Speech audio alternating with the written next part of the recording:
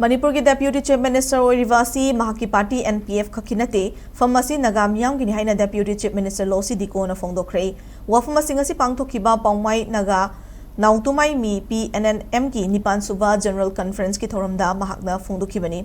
Ignite Your Sparkle haiba timda paumai ki Women's Body na silaga senapati da pangthokiba thoram aduda nat ki oiba jago isei na chingba thoram kaya su pangthoki hairog SCG MLA TS Radishyam giloina bi Josila Sharma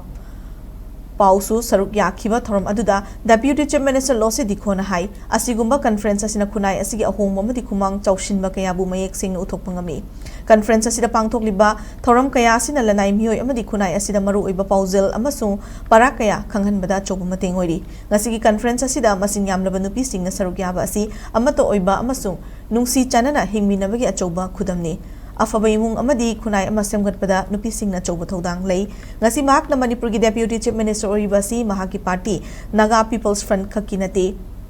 masidi Naga Meeyamgini handaki anobalay ngak asida kuki singi oinasu Deputy Chief Minister Oiriba yauri haina Mahak na phongdoki tharonggi sarukam oina Deputy Chief Minister Losii Dikho na monolith amasung maikum hangdoki